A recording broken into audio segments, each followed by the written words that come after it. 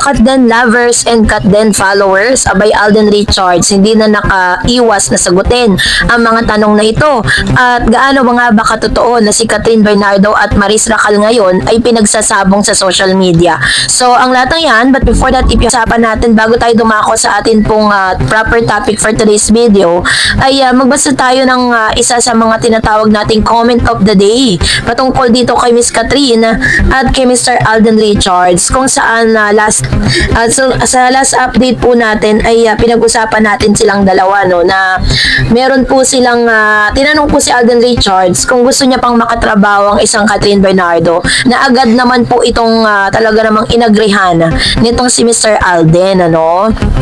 So ngayon, sabi po ng isang nag-comment, ito po yung ating comment of the day. Sabi niya, yes, agree ako sa'yo. Sabi ni AJD G51. Sabi niya, yes, agree ako sa'yo. Accepted ko na rin na Katden is now for showbiz only. Magkaibigan lang si Catherine at Alden in real life. Kahit sino pa ang boyfriend o karelasyon ni Catherine, Alden and Kat have a platonic friendship, not romantic. They are happy in their respective personal, private life. Ayan. So, marami na po rin talaga na natanggap na talagang magkaibigan lang talaga ang peg nitong si Mr. Alden Richards and Catherine Bernardo, kasi parang pero yung friendship po nila ay nananatili kahit ano pang mga issue ang nagkalat ngayon sa social media, no. Hindi pa rin maaalis at hindi talaga matatanggal sa isipan ng marami ang patungkol dun sa kanilang pagkakaibigan. And of course, ready din si Alden Richards just in case na bibigyan sila ng chance sa magtrabaho muli. Dahil po dito po sa isang pangyayari, no, it was written by PEP or Philippine Entertainment Portal, and then dito po sinagot po ni Alden ang ilan sa mga katanungan ng mga media press doon po sa katatapos lang na 37 Star Awards, no, or dito po sa PMPC Star Awards. Sabi dyan, sabi po ng online news na ito, na tinakil po yung patungkol doon sa komento ni Miss May Mendoza or revelation po ni Miss May na talagang pinag-usapan po online, ano.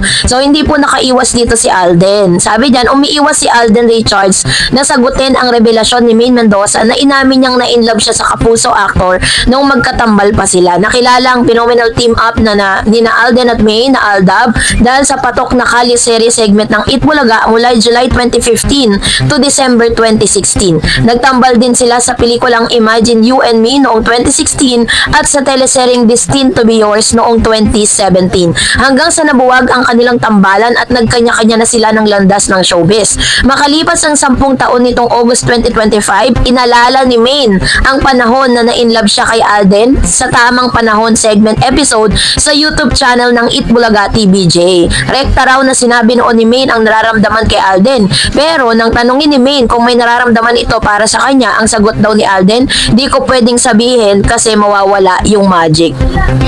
Sinabi rin ni Maine na hindi nanligaw sa kanya si Alden. Hindi naman may iwasang maikumpara ang fans ang version ni Maine sa version ni Alden. Sa October 2023 episode ng Fast Talk with Boy Abunda, sinabi ni Alden na umamin siya ng nararamdaman para kay Maine, pero bitin ang pahayag ni Alden dahil yun lamang ang detalyeng nabanggit niya noon. Sa sidelines ng 37 Star Awards for Television noong linggo, August 24, 2025, nakapanayam ng ilang entertainment press si Alden. Ginanap ang event ng Philippine Movie Press Club or PMPC in collaboration with Bingo Plus sa B Hotel Convention Center sa Quezon City.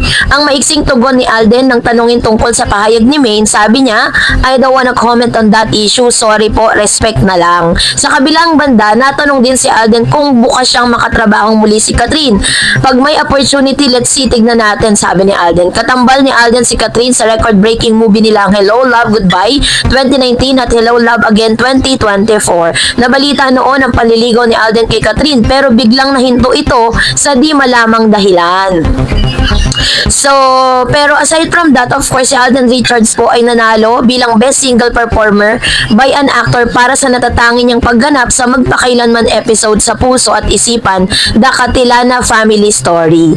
So, katulad po ng sinabi ni Alden Richards dito, is minabuti niyang manahimik kasi yun po kasi minsan yung nagpapahamak kay Mr. Sir Alden Richards, diba? Never po siyang sumasagot sa mga katanungan patungkol sa mga napapanahong issue na nakaugnay sa kanya. Pero dahil parang he's tired to answer all those accusation and issues sa showbiz, minamabuti niya pong manahimik na lang. Kasi pag sinagot niya po yung issue na yan, mas dadami pa po yan hahaba ng hahaba. So doon pa lang, pinutol na ni Alden Richards yung issue na to. Pero dito po, hanggang sa ngayon pinag-uusapan po ito dahil nung si Catherine Bernardo at Maris Racal ay pinagsasabong po sa social media.